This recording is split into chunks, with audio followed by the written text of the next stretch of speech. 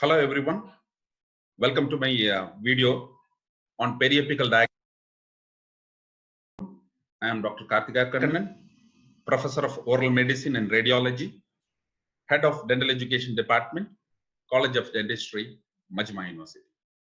The learning objective of this educational video are to enumerate the different periapical diseases of pulpal origin, to know the diagnostic criteria for each periapical pathology, and also to discuss the clinical findings based classification proposed by American Association and American Board of Endodontics.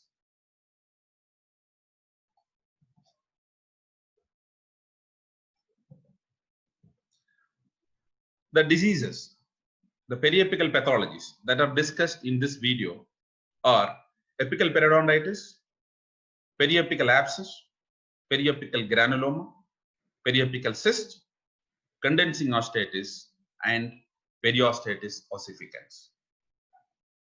So let me show you an attempted graphic of how an apical periodontitis evolved. So this is a mandibular first molar tooth, and what you see here as the black line is supposed to be the periodontal ligament space, and the white line that will be seen next to the periodontal ligament space is the lamina dura, which represents alveolar bone proper. So this is a pulp chamber, supposed to be the pulp chamber and the root canal. And when there is a microbial invasion in the form of caries, which involves the pulp chamber, it can cause pulpitis and pulpal necrosis. So the necrosed products from the root canal reaches the periodontal ligament space at the apex, which causes inflammation and accumulation of edema. This accumulation of edema pushes the tooth towards the occlusal surface, resulting in the extrusion of the tooth from the socket. This pathology is called as apical periodontitis. So apical periodontitis results from the necrotic product released from the infected canal, and the clinical features include the pain, which is the dolor, mild tooth extrusion from the socket because of the edema, inflammatory edema, that is called as the tumor, and patient avoids biting on the tooth. That results in the loss of function. What is the problem here is, because of the extrusion of the tooth above the occlusal surface, when the patient attempts to bite on that side, the first tooth to make a contact will be the offending tooth. So this offending tooth will be pushed towards the inflamed periapical region that may evoke a painful response. So patient avoids chewing on that side. So this results in unilateral chewing habit if it is a posterior tooth. And if you percuss the tooth with an instrument, the vertical percussion may result in a painful response. And the other signs of inflammation like calor and rubor, that is the heat and redness, cannot be appreciated as the whole problem occurs within the confines of the jawbone. What are the radiographic findings you will be seeing in apical periodontitis? The crown may show a radiolucency representing caries, or a radioopacity representing the filling, or a fractured crown.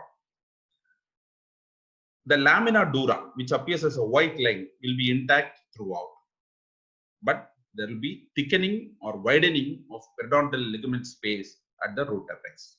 Now let me show you a radiograph. Here is a patient where you can see the left maxillary central incisor is having a mesioproximal restoration, and there is a radiolucency below the restoration representing secondary caries, and the tooth was symptomatic. Patient had pain, and there was pain on percussion. And look at the apex. The lamina dura will be intact, but there will be a thickening of periodontal ligament space at the apex. And if you start a root canal treatment in the form of access opening and relieve the pressure, the reduction, the drainage will cause decrease in the pressure by the inflammatory edema, which results in the disappearance of the thickened pedial space. So this is how an apical periodontitis looks like in a periapical radiograph. And this is a closer view where you can see the lamina dura will be intact, but there will be thickening of pedial space, suggestive of apical periodontitis. This is another IOPA radiograph, intraoral periapical view, where the first molar is showing a metallic restoration, and there is a distoproximal radiolucency suggestive of secondary caries in very close to the pulp chamber, and the mesial root is showing the intact lamina dura and the thickened periodontal ligament space at the root apex. Similar change here on the second molar, where there is a coronal radiolucency representing dental caries involving the pulp chamber, and there is thickening of pedial space on both mesial and distal root, suggestive of apical periodontitis. You should be very careful when making a diagnosis of apical periodontitis in the maxillary posterior region, that is from the maxillary premolar and molar. There could be a possibility of overlapping of maxillary antrum over the pedial space at the root apex. So this may give a wrong impression, looking a similarity, wrong impression like apical periodontitis. Radiographically, it may look like a apical periodontitis, but a simple pulp vitality test could differentiate the both. If it is a maxillary overlap, the tooth will be whiter, and if it is a pulpal necrosis and apical periodontitis, the tooth won't respond to the pulp test. Now, the second pathology that we are going to discuss is periapical abscess. When the necrotic product reaches the periapical area, two important factors play a role. One is the virulence of the microorganism, another one is the host defense. If the virulence of the organism is high and the host defense is less, then it may lead to frank suppuration and accumulation of pus at the root apex, called as periapical abscess. Regarding the clinical feature, there can be acute periapical abscess and chronic periapical abscess.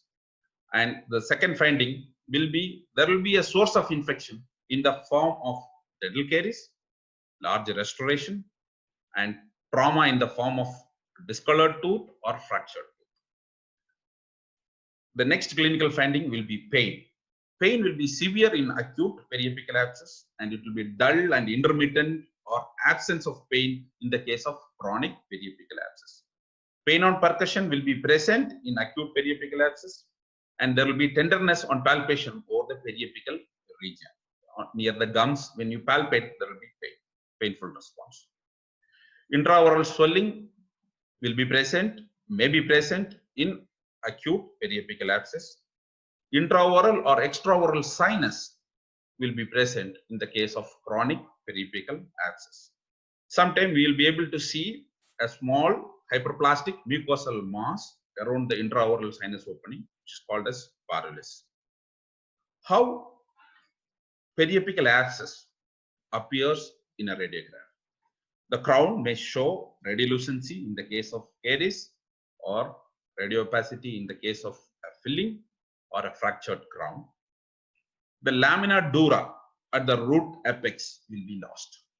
There will be loss of continuity of the lamina dura at the root apex, and there will be a periapical radiolucency present at the affected tooth, and it will have an ill-defined margin. It will have an ill-defined margin, and there will be gradual widening of adjacent pedial space. It is not at the root apex, it is the adjacent pedial space, and size of the radiolucency usually will be less than 1 centimeter. So these are the radiographic criteria. So let me show you a graphical representation how a periapical abscess can evolve. So imagine this is a mandibular first molar, and you have the two roots, the pulp chamber and the root canal. And when the caries affects the pulp chamber, it results in pulpitis, and the pulp will go for necrosis. And once it is necrosed, the necrosed products are released to the periapical area. And if the host virulence, the virulence of the microorganism is more, and the host defense is less, it may result in the formation of a periapical radiolucency which have ill-defined margin or irregular margin. There will be loss of continuity of the lamina dura. This is how a periapical abscess evolves.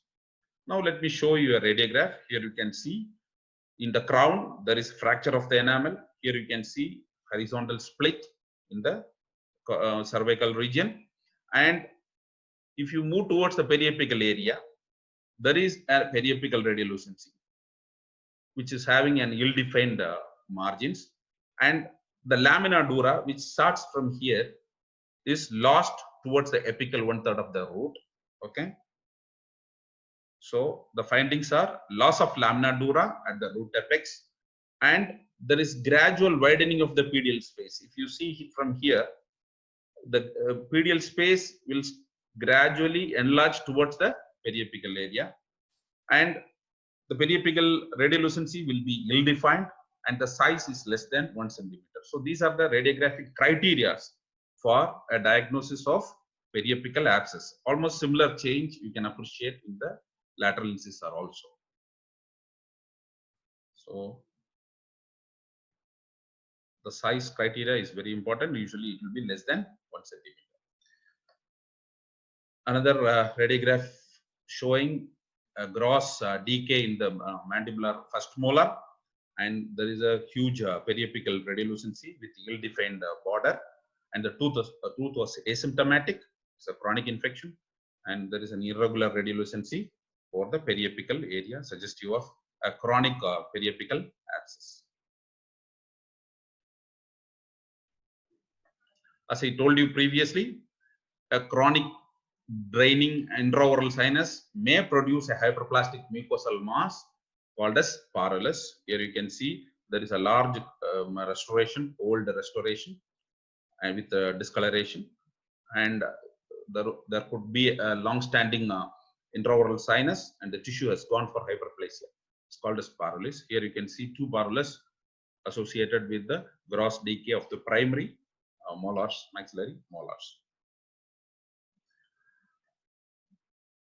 Sometimes instead of intraoral sinus, a chronic draining periapical abscess could produce a sinus outside. So here you can see there is a extraoral draining sinus with the puckering of the skin. The skin is pulled inwards. So what we have done is we have tried to insert a gatapacha point through the sinus, and there was a grossly decayed maxillary first molar was there, and when we tried to insert the GP point through the sinus, it went without any resistance, because by definition a sinus means a pathological tract that connects a pathological cavity to the exterior. So if it is a tract, the GP should go without any resistance. So it went without any resistance, and the IOPA shows that the GP point or the gataparka point went inside to the periapical region of the distobuccal root of maxillary first molar, suggestive of a chronic periapical abscess with a draining extraoral sinus. Now the third pathology that we are going to discuss is a periapical granuloma. As I said earlier, once the necrotic products from the infected canal reaches the periodontal ligament at the apex, the 2 factors, the virulence of the microorganism and the host defense.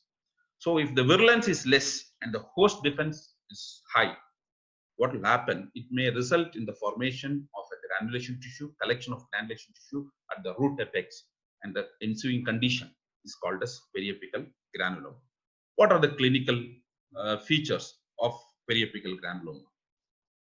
There will be a source of infection, as discussed earlier, and the tooth will be asymptomatic.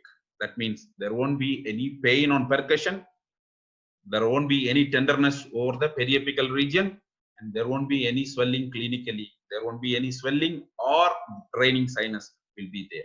So it will be totally asymptomatic. Radiographically, as I said previously, the crown may demonstrate a source of infection. There will be loss of continuity of lamina dura at the root apex. and periapical region may show a well-defined radiolucency with complete or partial corticated or sclerotic border. And there may be a gradual widening of adjacent pedial space, and the size of the radiolucency will be less than 1 centimeter. Now, here I show you two cases where this one is a central incisor which was earlier treated, but without good obturation at the apical 1/3, which has resulted in a periapical radiolucency. Here you can see it is a well-defined radiolucency. Margins are very clearly seen. The size is less than 1 centimeter. Similarly, here a tooth which was traumatized has resulted in a well-defined periapical radiolucency, and here you can see there is loss of lamina dura, and there is a gradual widening of the pedial space towards pathology, and the size is less than 1 centimeter. Now let me compare the appearance of a periapical abscess and periapical granuloma. So here you can see the size is less than 1 centimeter, that is common for both, but the margins are irregular here or ill-defined here. Here it is well-defined, and loss of lamina dura will be present on both sides, and gradual widening of pedial space also will be present on the both sides. So the main differentiating feature between a granuloma and an abscess will be its margin. If the margin is well defined, may show partly sclerotic border in the case of granuloma, whereas ill-defined and irregular border in the case of periapical abscess, chronic periapical abscess. So if there is a chronic periapical infection at the root of maxillary, premolar or molar, which is in close proximity to the maxillary sinus, sometimes it can remodel the floor of the maxillary sinus. Here you can see the floor of the maxillary sinus. You can see an remodeling of the floor of the maxillary sinus, which may result in a condition called as antral halo. Antral halo. And periapical granuloma clinically is a collection of granulation tissue attached to the root apex. So this is a classical periapical granuloma attached to the palatal root of a maxillary molar. This is a patient where you can see a gross decay in the occlusal surface involving the enamel and dentin and in close proximity to the pulp chamber, and the periapical area shows loss of periapical bone on both mesial and distal root. Here you can see the margins are well defined. You can see partly the sclerotic border, and the pathology or the radiolucency extend towards the furcation also, shows furcation involvement, more or like an endoperial lesion. It looks like an endoperial lesion. So what I did is started the root canal treatment, did the pulp extremation and biomechanical preparation, gave the intrapulpal dressing, left it for some time, allowed the periapical lesion to heal. Here you can see there is a remodeling of the bone, and gradually new bone started forming. And this is after a few months of follow-up. There is almost a complete resolution of the periapical lesion, and the furcation area, the bone remodeling is in the progress. So if the source of infection from the root canal is removed, there is a possibility of a periapical pathology to go for complete remodelation. This is the concept behind non-surgical endodontics. Now let me show you how a periapical cyst evolves with an animation. So again, a mandibular molar teeth and pulp chamber and the root canal. When the caries involves the pulp, it goes for pulpitis and necrosis. As the necrosed product reaches the periapical area, it can result either in periapical abscess or periapical granuloma, and a long-standing periapical granuloma can evolve into a cyst. Okay, so the cyst will have a well-defined periapical radiolucency, and there will be loss of lamina dura. The borders may show a white sclerotic border. Okay. The main difference between a periapical granuloma and a periapical cyst is the size. If the size of the periapical radiolucency is less than 1 centimeter, we prefer more of periapical granuloma. If the size is more than 1 centimeter, we radiologically prefer, the chances are more for periapical cyst. Now, what are the clinical features of a periapical cyst? There will be a source of infection, always in the crown in the form of dental caries, filling, discolored or fractured tooth. Absolutely, there won't be any pain. So, cyst is not a painful condition unless until it is secondarily infected. Extraoral swelling will be there, and intraoral fullness of the buccal sulcus or labial sulcus will be there always. And if palpated, cyst will have varied consistency. It can be soft, it can be cystic, it can be eggshell crackling, and it may show fluctuation. Pain on percussion will be absent, and tenderness also will be absent. If you aspirate, try to aspirate a cyst, you may get yellow color, straw colored fluid in a periapical cyst. Radiographically, there will be loss of lamina dura at the root apex. There will be a periapical radiolucency, and the radiolucency will have a well-defined border with sclerotic margin, and there will be gradual widening of pedial space, adjacent pedial space, and the size is more than 1 centimeter. So now let me show you some radiographs. Here you can see the maxillary central incisor, and the lateral incisor is involved by a periapical radiolucency, well-defined unilocular radiolucency, homogeneous radiolucency, and showing sclerotic white border, and the shape is almost like a round. Here you can see similar periapical radiolucency. It's an occlusal radiograph where we can see an ovoid radiolucency, again well-defined, unilocular, homogeneous, partly showing sclerotic border. So here it is round in appearance, here it is ovoid in shape. Another two case where you can see a large periapical cyst in the maxillary anterior region. Periapical cyst is very common in the maxillary anterior region. Okay, it is one of the odontogenic inflammatory cyst. Most common odontogenic cyst is periapical cyst, and it is common in the maxillary anterior region. Another occlusal view showing the classical appearance of a periapical cyst. So this is a case where you can see there is a periapical cyst associated with the maxillary right central incisor, and the root canal treatment was initiated, and BMP was done. All the necrotic products were removed. Okay.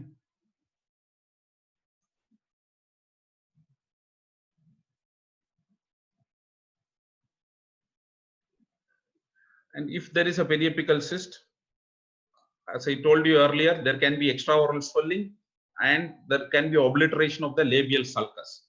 And on palpation, if it is very cystic or if it is showing eggshell crackling, we can attempt an aspiration. The aspiration may show you yellow colored, straw colored cystic fluid, which may have glittering cholesterol crystals, which is very typical of inflammatory odontogenic cyst. And the earlier case, which was surgically opened for enucleation of the cyst, and the canal was obturated, over obturated. These are the GP points that is visible there. After enucleation of the cyst, obturation was done, and this is almost 2 months post-operative follow-up, where we could see the periapical radiolucency has decreased in size, but still there is something remnant periapical radiolucency is there. Could be because of surgical defect or the scar that is found there. This is surgical enucleation of a periapical cyst associated with a root stem, the procedure, how it can be enucleated. Here you can see the cystic cavity, which is almost very close to the maxillary antrum. So this is how a periapical cyst will appear, and it should be managed. Now the next periapical pathology that we are going to discuss is condensing osteitis or sclerosing osteitis. So the radiographic features include the source of infection usually will be there in the form of of caries, filling, or a fracture. There will be loss of lamina dura at the root apex, and there will be gradual widening of the pedial space, adjacent pedial space, and there will be a diffuse periapical radioopacity surrounding 1 to 2 millimeter or more of periapical radiolucency. The size may vary from millimeter to centimeter. So let me show you a IOP radiograph. Here you can see there is a coronal radiolucency involving enamel, dentin, and the pulp horn, distal mesial pulp horn. And there is loss of lamina dura, and there is gradual widening of the pedial space here.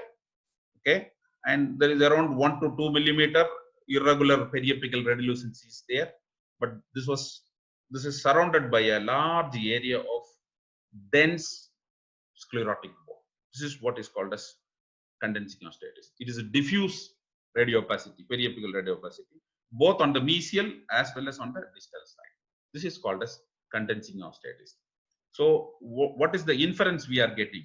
The bone in that area, the jawbone, is defending itself and preventing the spread of infection from the periapical area. So it shows a good healing response, defense response of the bone to the periapical infection. Here you can see the extent of the sclerotic bone there.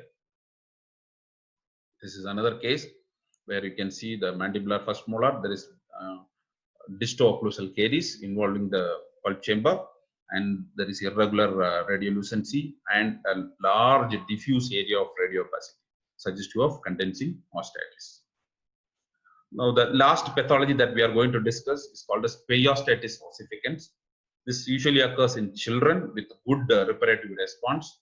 So, the periapical infection producing a periapical pathology, and usually it will be a chronic process, and it results in the suppuration. The suppuration lifts the periosteum, and the periosteum forms a new layer of bone. Okay, after that the infection subsides. Again, it will be reactivated. It lifts the periosteum, produce a second layer of new bone. Like that, it may result in multiple new subperiosteal bone formation outside the normal cortex of the jaw.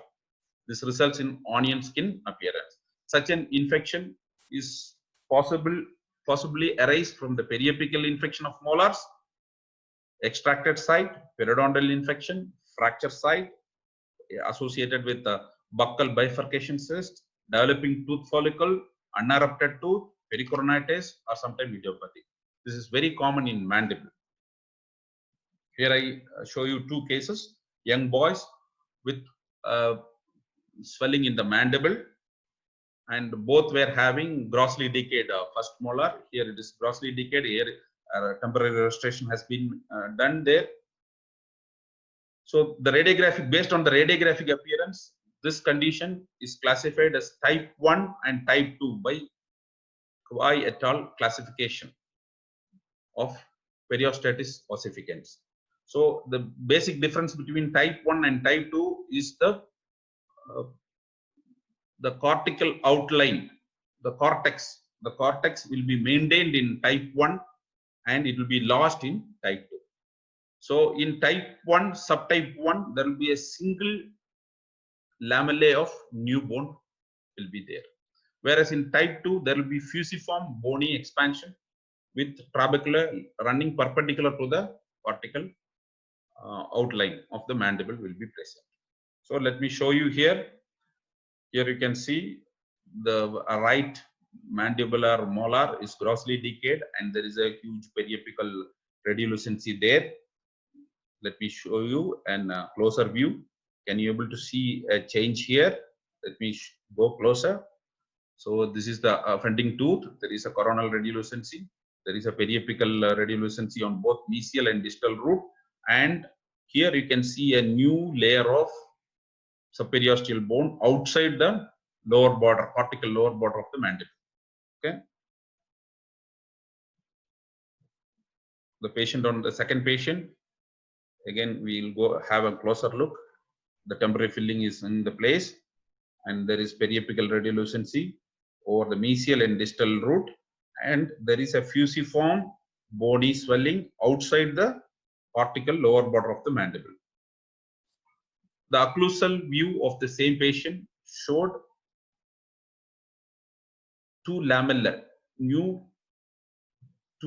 of new bone, and here you can see 1, 2, 3 layers of the new bone formed outside the normal cortex of the jawbone. So giving the characteristic onion skin appearance. They say this is the onion skin appearance of Periosteitis ossificans, popularly called as Gary's osteomyelitis. It is very common in children who is having good reparative capacity. So there is another name for this called as chronic osteomyelitis with proliferative periosteitis. So once the source of infection is removed, there will be gradual, slow remodeling of the bone. And these two cases have been published as a paper by me and my colleagues. The title is Periosteitis ossificans, radiographic study of two cases. It was done in the year 2006 in the International Journal of Pediatric Dentistry. So the final message is the periapical pathology based from the pathological concept. From the pathological concept is divided into apical periodontitis, early stage of periapical abscess, chronic periapical abscess, a periapical granuloma or a periapical cyst based on the size, and the last one is condensing osteitis. Now let us have a discussion about a relatively recent classification based on clinical findings proposed by American Association of Endodontists and American Board of Endodontics. So they divide the diagnosis, endodontic diagnosis, into pulpal diagnosis and periapical diagnosis. So under the pulpal diagnosis, they have different options. One is normal pulp. Second one is reversible pulpitis. So what is reversible pulpitis? When there is a thermal stimuli in the form of a cold or heat is applied, there will be transient painful response which will last for few seconds and it will subside. When the stimuli is removed, usually the pain response will subside. Then we diagnose that as reversible pulpitis. The next one is symptomatic irreversible pulpitis. Here, when a thermal stimuli in the form of cold or heat is applied and the stimulus is removed, but there will be lingering pain for more than 30 seconds. Patient will feel there will be continuous painful response for more than 30 seconds. Then we will say it is irreversible pulpitis. The next is asymptomatic irreversible pulpitis. When we try to remove a caries or a restoration and we know that it can result in an intentional pulp exposure, we can call that as irreversible pulpitis. And the next one is pulpal necrosis. Here, there won't be any response to thermal stimuli. So, pulp and periapical pathology are not different diseases. They are the different stages of the same disease. Okay. So, when the caries involves enamel and dentin, when the caries involves enamel, there is no symptom. When the caries involves dentin, there may be sensitivity. But when the caries involves the pulp, it can cause inflammation of the pulp, that we call it as pulpitis. In the earlier stage, it may be reversible, we call it as reversible pulpitis. The next stage, it becomes irreversible. And finally, because of increased intrapulpal pressure, the blood supply to the pulp may be strangulated at the apex and it results in pulpal necrosis. Once the pulp reaches this stage, it won't respond to the thermal stimuli. And this necrotic products of the pulp necrosis, when it reaches the periapical region, the next stage of periapical disease starts. So the possibilities of periapical pathologies are, periapical diagnosis are normal apical tissue. So there is no problem with the periapical tissue. Only there is a pulpal problem. Next is symptomatic apical periodontitis. Symptomatic apical periodontitis means our apical periodontitis. There will be symptom to the patient. Patient will have pain. Asymptomatic apical periodontitis. This is almost analogous to the pathological classification of periapical granuloma or condensing osteitis, where there won't be any symptom to the patient, but there will be a periapical change. So, asymptomatic apical periodontitis. Next is chronic periapical abscess. Chronic periapical abscess, there will be periapical radiolucency and there will be an intraoral or extraoral draining sinus will be there. Acute periapical abscess, see, acute periapical abscess and symptomatic apical periodontitis are almost similar. They may or may not show widening of radial space. In both cases, there will be severe pain. Patient cannot chew on that side. Okay. And last is condensing osteitis, which we have already discussed. So these are the possible periapical diagnosis and these are the possible pulpal diagnosis. And both this association has come out with this classification for a purpose. What they claim. They are telling there is a need for simple, practical, universal classification system of endodontic diagnosis that uses terms related to clinical finding. So there need to be a uniformity that is accepted. Why? Because in an institution for undergraduate BDS students, we pathologists, medicine and diagnosis specialists used to teach them periapical pathology based pathological diseases based on pathological findings. When they land in the clinical posting, many of the diagnoses that we taught will be differed by the endodontist. So we need some uniformity. So that is one of the reasons for coming out with this classification. And they need a diagnostic term based on the clinical finding rather than on the pathological finding. That is the first explanation given. A system to help clinician to understand the progressive nature of the pulpal and periapical disease and guide them to the most appropriate treatment. So based on the clinical findings, they need an endodontic diagnosis, and that diagnosis should help the general practitioner or a clinician to make a good appropriate treatment plan. So that is the second intention. Then the third intention was there should be an accepted terms across all the dental disciplines. This is what I told you. We teach the undergraduate students in radiology, dental radiology, periapical granuloma. When they reach the 4th or 5th year in endodontic clinic,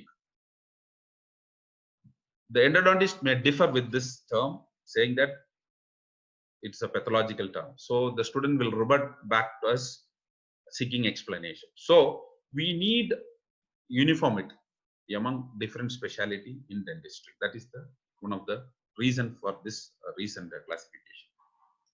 In order to render proper treatment, a complete endodontic diagnosis must include both pulpal and periapical diagnosis for each tooth evaluated. So for an endodontic aspect, if you are trying to make an endodontic diagnosis, this association needs a separate diagnosis for pulpal and separate diagnosis for periapical.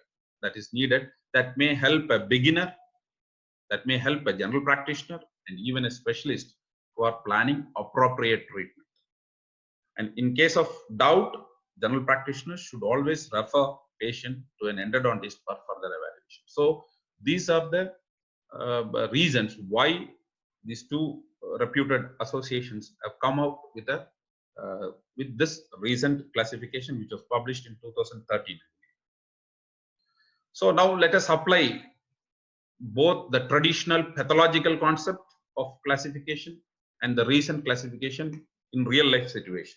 So here is a case where mandibular molar is having a caries, which we have already seen, and there is loss of lamina dura, there is gradual widening of medial space, there is 1 to 2 millimeter radiolucency, and which was surrounded by an diffuse radiopacity both in the mesial and distal.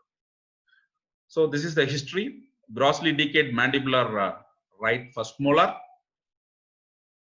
has been sensitive to cold and sweet over the past few months, but the symptoms have now subsided. So this is a clue that the pulp has gone for necrosis. Earlier it was sensitive to thermal stimuli, now it is not. Now there is no response to thermal testing. So when we apply pulp testing, there is no response. There is no tenderness on biting and there is no pain on percussion. That means it is totally asymptomatic. Radiographically, there is a diffuse radiopacity surrounding 1 to 2 millimeter of periapical radiolucency, loss of lamina dura, gradual widening of adjacent pedial space. So all findings are there. So if you ask me for a traditional pathological concept of diagnosis, I would diagnose this condition as a dental caries of 4-6, that is the mandibular right first molar, with condensing osteitis. So why we generally think that diagnostic terms should be precise, concise, and it is informative. So when I say condensing osteitis, I have in mind that pulp and periapical pathology is not a different disease, it is a different stages of the same disease. It is a progressive in nature.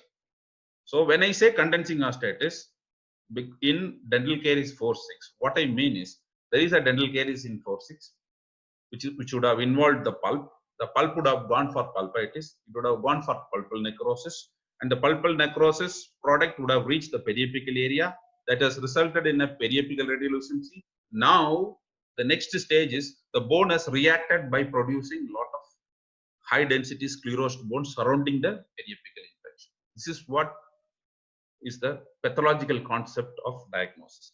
But from the clinical point of diagnosis by AAE and ABE, the same thing can be written as dental caries 4-6 with pulpal necrosis. It gives clear indication that the pulp is necrosed. Asymptomatic apical periodontitis. Why it is asymptomatic? Because there is no symptom in the patient. There is no response to the thermal stimuli. Pulp vitality test was negative. Okay, and when you percuss, there is no symptom. So it is asymptomatic apical periodontitis with condensing osteitis. So it is more or like a descriptive diagnosis. So it is given. It is very good from the point of the student and a beginner as well as general practitioner. It gives the status of the pulp, saying that the pulp is dead or necrosed, and it says asymptomatic apical periodontitis. So the patient don't have any symptom, but there is a periapical radiolucency, asymptomatic apical periodontitis, and there is a good response, bone response in the form of condensing osteitis. It is more descriptive in nature.